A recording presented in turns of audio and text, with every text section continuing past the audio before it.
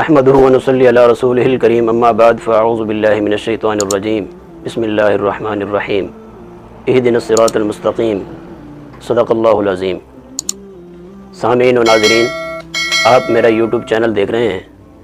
میں ہوں محمد احمد حیدری۔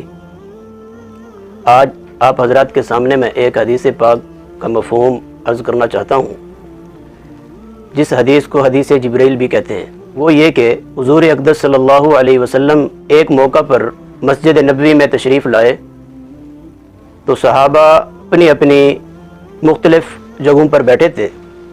حضور اقدس صلی اللہ علیہ وسلم نے صحابہ سے فرمایا کہ آپ تمام ممبر کے قریب تشریف لے آئیں۔ تو صحابہ کرام رضوان اللہ تعالی علیہم اجمعین ممبر کے قریب تشریف لائے تو حضور اقدس صلی اللہ علیہ وسلم نے جب ممبر کے پہلے زینے پر قدم رکھا تو کہا آمین، جب ممبر کے دوسرے زینے پہ قدم رکھا تو کہا آمین، جب ممبر کے تیسرے زینے پر قدم رکھا تو کہا آمین، پھر خطبہ ارشاد فرمایا۔ اس کے بعد صحابہ نے عرض کیا، یا رسول اللہ، اس طرح پہلے تو کبھی نہیں ہوا کہ آپ تشریف لائے ہوں، ممبر پر آپ نے قدم رکھا ہو تو آپ نے ہر زینے پر قدم رکھتے ہوئے آمین کہا ہو، اس کی کیا وجہ ہے؟ تو حضور اقدس صلی اللہ علیہ وسلم نے فرمایا کہ جب میں ممبر کے پاس آیا تو اسی وقت جبریل امین کا آنا ہوا۔ یہ یاد رکھیں کہ حضرت جبرائیل علیہ الصلاۃ والتسلیم جب بھی آئے ہیں رب کی حکم سے آئے ہیں، کبھی بھی اپنی مرضی سے نہیں آئے۔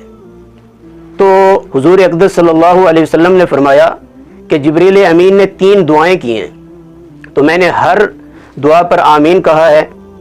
پہلی دعا، حضرت جبرائیل امین علیہ الصلاۃ والتسلیم نے رب العالمین سے دعا کی کہ یا اللہ، جن کے دنیا میں والدین زندہ ہیں یا ان والدین میں سے کوئی ایک زندہ ہے تو ان کی اولاد ان کی قدر نہیں کرتی، تو میں یہاں اپنے نوجوانوں سے التماس کرتا ہوں، اپیل کرتا ہوں، درخواست کرتا ہوں کہ اپنے والدین کی عزت کیا کریں، اپنے والدین کی تکریم کیا کریں، اپنے والدین کا احترام کیا کریں۔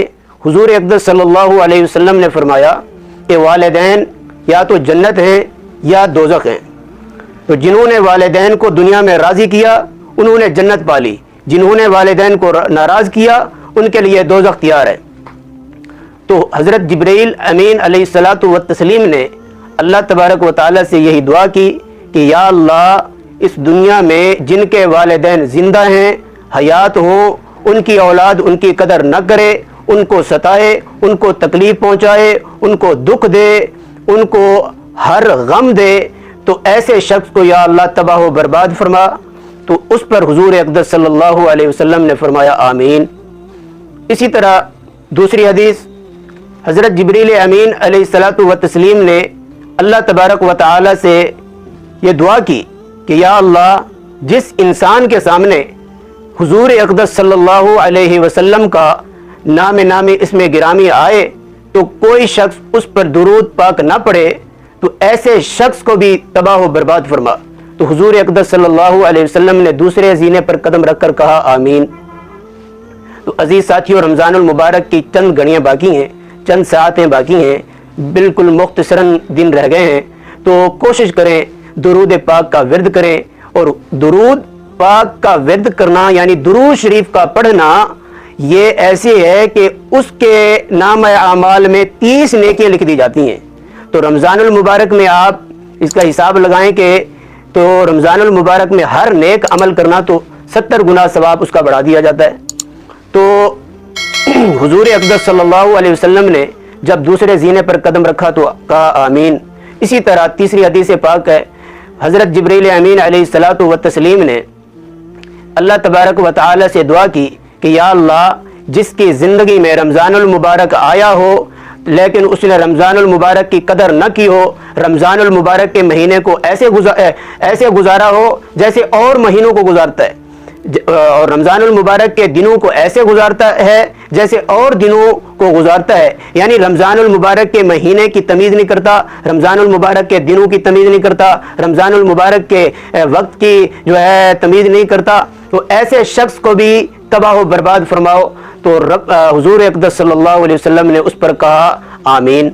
تو عزیز ساتھیو، دعا کرنے والے ملائکہ کے سردار اور اس پر آمین کہنے والے انبیاء کے سردار، امام الانبیاء خاتم الانبیاء سید الانبیاء سید البشر حضرت محمد رسول اللہ صلی اللہ علیہ وسلم نے جس دعا پر آمین کہا ہو، تو ہمارا یہ ایمان ہے، ہمارا یہ عقیدہ ہے کہ یہ آسمان تو ٹوٹ سکتا ہے، سورج اپنی جگہ چھوڑ سکتا ہے، چاند دو ٹکڑے ہو سکتا ہے، لیکن حضور اقدس صلی اللہ علیہ وسلم کی آمین کہی ہوئی دعا کبھی بھی یہ رد نہیں ہو سکتی۔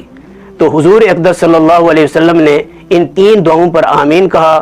اللہ تبارک و تعالیٰ سے دعا ہے اللہ تعالیٰ ہمیں اپنے والدین کی قدر کرنے کی توفیق عطا فرمائے۔ اللہ تبارک و تعالیٰ ہمیں زندگی میں، اور یہ مسئلہ بھی یاد رکھیں کہ زندگی میں ایک مرتبہ درود شریف پڑھنا فرض ہے۔ ہر انسان، مرد، عورت، عاقل بالغ کے لیے زندگی میں ایک مرتبہ درود پاک پڑھنا فرض ہے۔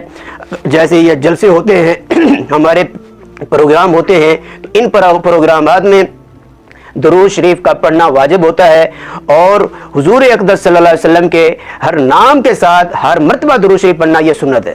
تو اللہ تبارک و تعالی ہمیں اس رمضان المبارک کی قدر کرنے کی توفیق عطا فرمائے۔